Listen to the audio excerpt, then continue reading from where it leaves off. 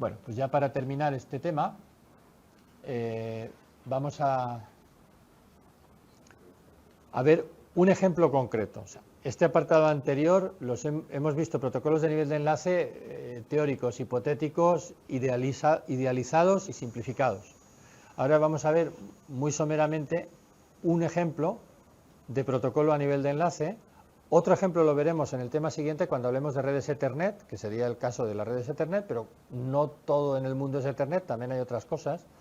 Y entre esas otras cosas están las redes estas SONET SDH que os comentaba antes, que como digo es la infraestructura de comunicaciones que podéis encontraros en cualquier operador de telefonía actual.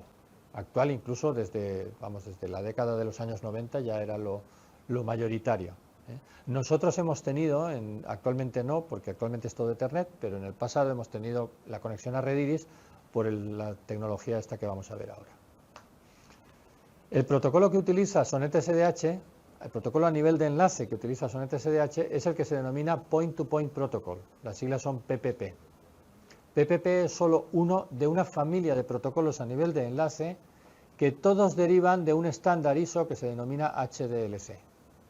Que es a su vez un protocolo a nivel de enlace, y que a su vez proviene de un protocolo desarrollado por IBM nada menos que en el año 1972, o sea, incluso antes de aparecer la arquitectura SNA, IBM ya había desarrollado este protocolo a nivel de enlace que denominó SDLC y que fue la base para el estándar HDLC y que a su vez ha sido la base para todas las variantes de protocolos, ¿vale? De los cuales estos son solo algunos ejemplos.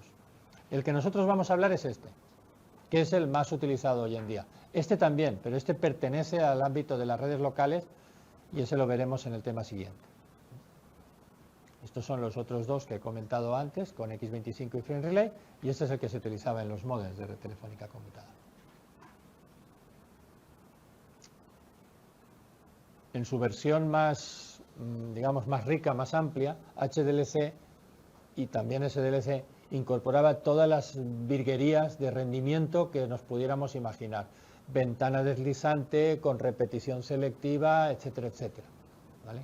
Todo eso, ya digo, hoy está en desuso, pero en su momento tenía un papel importante debido a la baja fiabilidad de los enlaces en los años 80.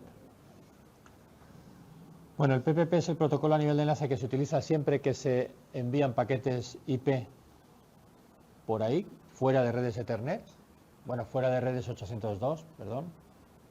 Uno tiende a pensar que las redes locales son todas Ethernet, pero no es así. ¿Vale? Y puede funcionar incluso en puertos asíncronos, en puertos común del ordenador, cuando haces una conexión en plan muy baja velocidad. Aunque es un protocolo desarrollado en el seno de Internet con el objetivo de soportar a nivel de red el protocolo IP, se diseñó con perspectiva de ser multiprotocolo, permite soportar otros protocolos de nivel de red dentro de él, o sea que es multiprotocolo, y utiliza el formato de trama que veis aquí. Este formato de trama utiliza ese delimitador que veíamos de 0610, pero está orientado al octeto.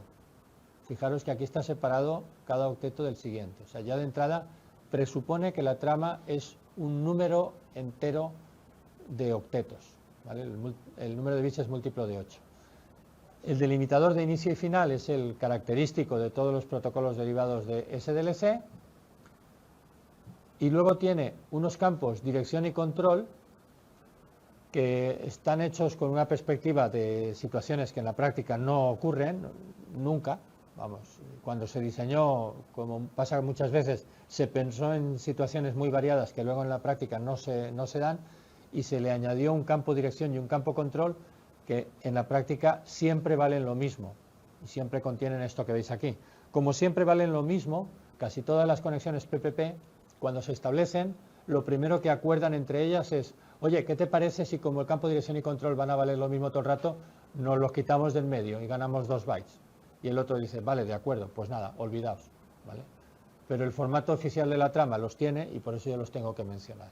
Pero en la práctica desaparecen nada más establecerse la conexión. Este campo control, cuando vale exactamente esto que pone aquí, lo que está diciendo es que se funciona con lo que se llama trama no numerada. Es decir, que no se van a numerar los ASKs porque no va a haber ASKs, ¿vale? Es la versión simplificada del nivel de enlace. En los años 80, el PPP sí que utilizaba ASKs y el campo control valía otras cosas distintas, ¿vale? Como eso ya hoy en día está en desuso, pues hoy en día vale siempre lo mismo. El campo protocolo que viene a continuación, que puede ser de 1 o 2 bytes, indica precisamente el contenido del paquete a qué protocolo del nivel de red corresponde. En un mismo ordenador, una misma instancia del nivel de enlace, una misma ejecución del proceso ejecutando el protocolo PPP, podría dar servicio simultáneamente a IP, a IPX, a AppleTalk, a diferentes protocolos de nivel de red que usaran la misma interfaz. Y en ese caso utilizaríamos este campo protocolo para diferenciarlos, para saber a quién se entrega del nivel de red, ¿vale? Es una forma de multiplexar en el nivel de enlace varias entidades del nivel de red. Luego tenemos el paquete, que son los datos del nivel de red, que se le entregarán al nivel de red correspondiente según ha indicado el campo protocolo. Y por último el CRC, que como veis puede ser de 2 o 4 bytes, ¿vale? En las versiones antiguas para bajas velocidades solía ser de 2, hoy en día siempre es de 4 bytes el CRC. Y digamos que realmente ya está todo dicho del protocolo PPP, porque como es un poco nuestro protocolo optimista del principio, ¿vale? Es suponer que todo va a ir bien y si no ya se apañarán los de las capas superiores, pues es muy sencillo, ¿vale? Solo con la detección de errores, eso sí, la basura se tira a la papelera, no se propaga, pero nada más que eso. Bueno, y estas redes SONET SDH, pues ya que hemos hablado de ellas, como decía, son la forma habitual de transmitir en redes de operador, y esto es consecuencia, pues por un lado, de la aparición de las fibras ópticas en los años 80, de la ausencia de estándares a nivel internacional para el uso de las fibras ópticas en aquellos tiempos, y también de la necesidad de homogeneizar los diferentes sistemas que se estaban utilizando en aquel entonces en América, en Europa y en Japón. La denominación de SONET SDH, las siglas, el significado de las siglas lo tenéis aquí, en esta diapositiva, para los que tengan curiosidad. ¿Y por qué hay dos siglas diferentes? Pues porque hay un estándar americano y un estándar internacional. El estándar SONET es el estándar americano, fue el primero, como suele ocurrir. Esto es un poco, si queréis hacer el paralelismo, con lo del cableado estructurado. ¿Os acordáis que había un estándar americano y un estándar internacional? Pues es un poco lo mismo. Apareció el estándar americano, desarrollado por la Bell en los años 80, y se denominó SONET, y luego la ITU desarrolló un estándar internacional que denominan SDH, y la suerte es que son bastante compatibles entre sí. Y por eso se suele hacer referencia conjuntamente a los dos, SONET / SDH, como se suele decir. ¿Vale? Y esto además fue un desarrollo que se hizo en paralelo a las redes ATM. Las redes ATM son otro desarrollo también de la ITU, con la idea de que ATM utilizara SONET SDH. La realidad es que ATM cayó en desuso en pocos años, pero SONET SDH ha prevalecido. Entonces SONET SDH se sigue utilizando hoy, pero usando directamente el protocolo de enlace que hemos descrito, el PPP, por encima de esta infraestructura. Digamos que esto sería una red a nivel físico. Podríamos haberlo visto en el tema de nivel físico, ¿vale? Pero sería el ejemplo arquetípico de red de área extensa de alta velocidad. Alta velocidad porque trabaja con estos caudales. Digamos que el nivel mínimo que utiliza SONET SDH son 155 megabits, y a partir de ahí todas las velocidades superiores son 4 veces la anterior, ¿vale? Estos son los caudales en bruto. Hay una parte que es overhead, de información de control a nivel físico, y por eso aquí a la derecha os he puesto en otra columna lo que es el caudal útil a nivel de la red. Y luego las denominaciones pues también son diferentes. Las de la ITU son estas de aquí, y las de SONET, o sea, las del estándar americano y el estándar ANSI, son estas de aquí, que además el estándar ANSI tiene una denominación según la interfaz sea eléctrica u óptica, por añadirle más variedad al tema, ¿vale? Esto no tiene mayor interés, simplemente que sepáis que si alguna vez, y de hecho, no sé si os habéis dado cuenta, pero en el tema de nivel físico, en alguna diapositiva aparecían estas siglas, alguna de estas, ¿vale? Entonces la gente, para dárselas de que sabe mucho de estas cosas, en vez de decir es una interfaz de 155 megabits, dice es una interfaz STM1 o es una interfaz STC3 o C3. Las tres cosas son equivalentes, ¿vale? Todos están diciendo que es una interfaz de 155 megabits del sistema SONET SDH, ¿vale? Solo que, bueno, pues es terminología. Y aquí tenéis para los curiosos el significado de los diferentes acrónimos, ¿vale? Aparte de que exista esta jerarquía de velocidades, existe una forma de agrupar una velocidad en la siguiente superior. Por eso se llama jerarquía, ¿eh? La H de SDH es de jerarquía en inglés, ¿vale? Porque son niveles jerárquicos. Podríamos pensar que en Ethernet existen niveles jerárquicos, la de 10 megabits, la de 100 megabits, la de gigabit, ¿vale? Y evidentemente podemos pensar que 10 interfaces de 100 megabits se pueden agrupar en una interfaz de 1 gigabit, pero no hay nada a nivel oficial que así lo diga.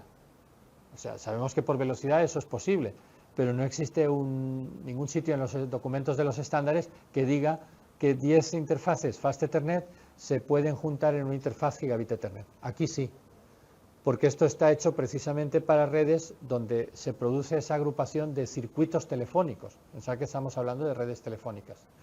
Y entonces, esquemáticamente, esto sería como funcionaría una red SDH.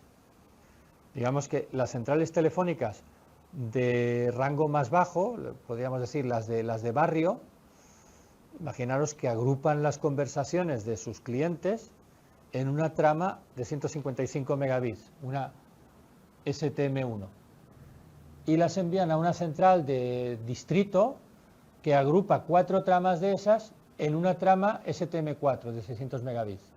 Y eso lo agrupa una central de, yo qué sé, de ciudad en una trama STM16 de 2,5 gigabits.